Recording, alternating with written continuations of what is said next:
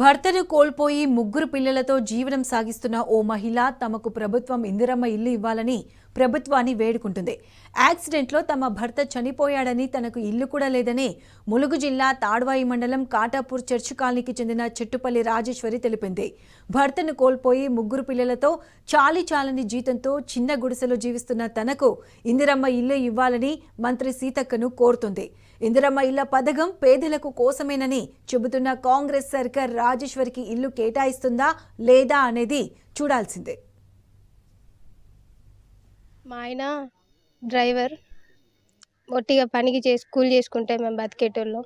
SA వాళ్ళు పిలిచి వాళ్ళు డ్రైవింగ్ వచ్చా అంటే వచ్చా అని ఈయన పోయిన వద్దల అక్కడ జీడువా అక్కడ యాక్సిడెంట్ అయ్యి బోల్తా పడి జీబు చనిపోయిండు.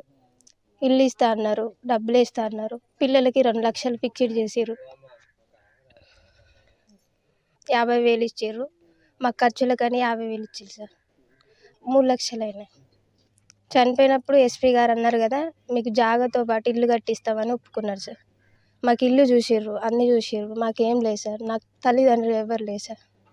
అందుకు నేను అడుగుతున్నా, ఇందిరమ్మ ఇల్లు కూడా పెట్టండి సార్. నాకు ఏ ఇల్లు రాలేదు, మాకు స్థలం కూడా లేదు, 3 పిల్లలు పట్టుకొని ఉంటాను.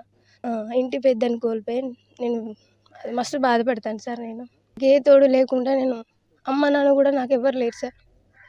అట్లాంటిది నాకు అసలు ఇల్లు స్థలం కూడా, నాకు ఇల్లు వచ్చింది కూడా పేరు తీసేసిర్రు నాకు. ఇక్కడ పెద్ద మనిషి అది అడిగితే నీకు ఎక్కడికైనా నా దగ్గరికే రావాలని అంటున్నారు సార్ వాళ్ళు. నేను ఆమెకు కూడా కలిసిన సార్, నేను అందరికీ కలిసిన, మంత్రి సీతక్కని అందరినీ కలిసిన, కలెక్టర్ దగ్గరికి పోయినా, అందరి దగ్గరికి పోయినా, ఎంఆర్ఓ దగ్గర కూడా పోతే అక్కడ ఎవరు చెప్పారో వాళ్ళ దగ్గరికి పోయి అడగమన్నారు సార్. వాళ్ళు అంటే రిటైర్ అయినరో ఏమో తెలియదు సార్. నాకు వేరే వాళ్ళ ఊరికి ట్రాన్స్ఫర్ అయ్యారు. ఎవరిని అడగాలో కూడా నాకు అర్థమవుతలేదు. నా 3 పిల్లల జీవితం, నా జీవితం అంతా అదే అయిపోయింది. వాళ్ళు చేస్తా అన్నది చేస్తే చాలు సార్, నేను ఎక్కువ కూడా అడగలేదు. ఫిర్యాదు నిమిత్తము ఏటూరు నగరం పోలీస్ స్టేషన్కి వెళ్ళడం జరిగింది. అక్కడ ఏఎస్ఐ గారు, సెకండ్ ఎస్ఐ గారు, మీకు డ్రైవింగ్ వచ్చా బాబు అని చెప్పేసి వస్తుంది అని అంటే ఆ రాజును తీసుకొని వెళ్ళడం జరిగింది. అకస్మాత్తుగా అక్కడ జీడివాగు దగ్గర యాక్సిడెంట్ జరగడం, ఇద్దరు కూడా మరణించడం జరిగింది. మరణించినటువంటి రాజు అనే వ్యక్తి యొక్క కుటుంబ సభ్యులు రాజేశ్వరి ఇక్కడ ఉంది.